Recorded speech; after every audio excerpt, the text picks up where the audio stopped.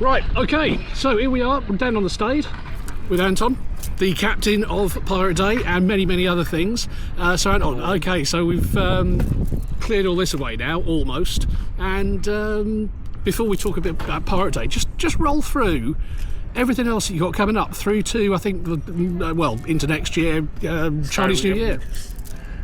Finished packing up pirates, and yeah, next we're on to the build with Pride, and then after that we've got a few more Kings Road markets and the Frost there at the end of November. Then we'll have a little break for Christmas, and February, I think it's February next year, is the Chinese Lunar New Year. Chinese New Year in Kings Road, as per the last few years. Yes, is it? We hope. Yeah, we hope. Is it a couple of those that you've done? Yes. Yeah. No, they're really good. But I mean, first off, I think I don't know how many people realise how many events you're behind. I don't know how I got behind so many events, but it just seems to have happened, the natural sort of progression, really. Absolutely, yeah. Well, I mean, I'm trying to do a little series of these chats with people who are, basically hold the town's event calendar together, and you're just the obvious one to start with because you've got such a wide range. But so just finishing Pirate Day. After New Year, you'll be planning Pirate Day for next year. I mean, how long does it take to put the whole thing together? Would you say? I've started now. Okay. So 27's line up, pretty much already in bag, penciled in. Depends on what finances we get coming in as to what we can afford, etc. But then again, concentrate on everything else and tend to start really getting going end of March. Cool. And the feedback from this year, I hear, has been exceptional. Absolutely outstanding. I'm so pleased. Yeah. What are the things that people are saying they really kind of enjoyed the most out of this one? The music, the whole offer really, and the new things like the Golden Age encampment, the Pirate Village over on Pelham Beach. We had a last minute guide step in because we lost the offer for children's, which was a treasure hunt. We had a magician edit that. That's all right. You're allowed to slip or two. It's just been a long weekend. Absolutely. So the encampment, for anyone who missed that, what was going on there? So they're the Phoenix Trading Company. They do a lot of work with the Greenwich Maritime Museum, and they travel all around the country, and they are proper historical reenactors, and they really know their sort. So they basically demonstrating things from ship surgeons back in the day, cooks,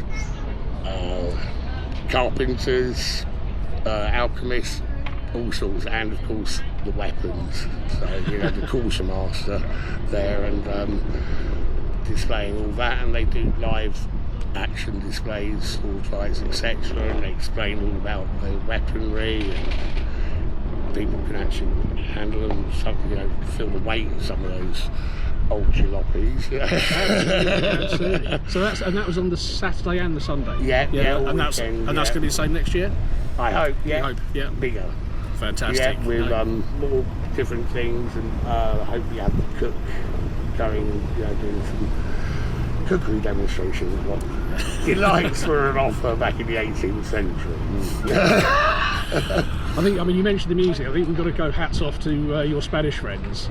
They were a find, and that was by accident actually. Because I got let down with one of the bands, so we had to find a headliner. So I searched late in the day for most guys' books up.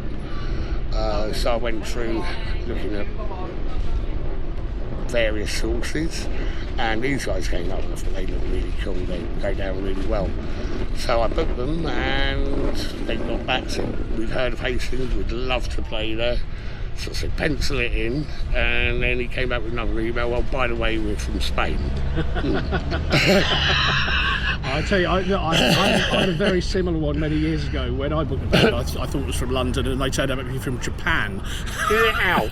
But equally, I brought them back a second year. So absolutely. yeah. You know, they've proved their worth now, and the great thing is we've got some great businesses in town, and we've managed to get them over and cover everything by sponsorship in kind from various companies, 24/7, Love Hastings. And of course, another new thing this year was the Saturday music, because you've got the stage. You had the stage up anyway. Absolutely. So why not make use of it? And that went down the storm. To be a festival. Yep. The other pirate festivals have 2 days of music, and I thought, you know, we've got such a wealth, and Hastings is known for its up and coming talent, and I want to get involved in Pirate Festival. You know, it's a much loved festival in the town. Use the local talent that's here, get them to join in and show their talents, and have a bit of a battle. Absolutely, yeah. And we had, I think, joint winners at the end, wasn't it? Yeah. You want to go? Yeah. It was. I mean, I looked at the scores, and it was like, depending on how you looked at how you read them, you could have picked one or the other. So I think it was absolutely fair to go for joint winners. Yeah. Brilliant. Yeah. So they get share of the cash prize, and then next year they get a paid set on the Sunday, so they'll get a half a set each, so 45 minutes each, or whatever, see whether we can stretch it for them. Absolutely. Sure we can find the time. Well, I'll tell you one thing that I found really positive about our weekend was the number of people who came up to me and were chatting to me, and they weren't from Hastings. You know, they come specifically for this. And there's a huge number of people, I think, that travel around going to pirate festivals, and it's a kind of family, isn't it? It's a touring family. There is quite a big, you know, the UK has got quite a big pirate scene, and obviously we've held the world record since 2012, and going over, I think, to a 2-day event has made it more popular amongst that sort of pirate community, because coming down for just 1 day, it's a bit of a hike. 2 days, they make a mini holiday out. Absolutely, and of course you had the Friday night as well. There was, and I saw quite loads of pirate costumes around Friday evening. So it is a full long weekend now. It's a proper long festival. So I think let's not forget about the other things you got coming up. So Pride. Anything you want to tell us about Pride for this year? That's in terms of key headline acts, anything like that. Or is it all? It'll all be revealed very soon. So that'll be coming out within the next couple of weeks. But at the moment, I don't think I should release that information. That's absolutely fine. But date is the 30th of August. Okay. And if I was pushing you for the date on Frost Fair, when's that? Last Saturday, November, which I believe is the 28th, but don't hold me to that, but it's the last Saturday in November. Yeah, let's hope for slightly better weather than last year.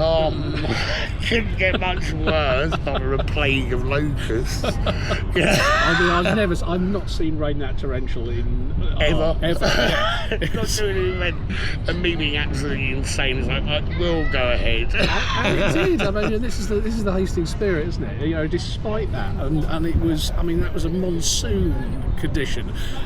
The show still went on. People. It's a community event. They put so much effort that goes into it in their individual costumes and everything, and it's just to call it off is heartbreaking. Exactly. Particularly then it would have been right at the last minute, and so definitely the right call. We did what we could. Precisely. So. Okay, well, I think that'll wrap it up for now.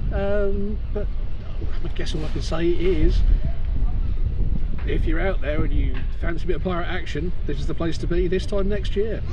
Dates have been confirmed. They're on it's the corresponding weekend. Yeah, I think something like 18th, 19th, 20th, something like that. It's gone back, I think, 17th, 18th. Okay, but I think, round about that time. Check out the website, easy to find. Anton, thank you very much. Thank you very much, John. Okay.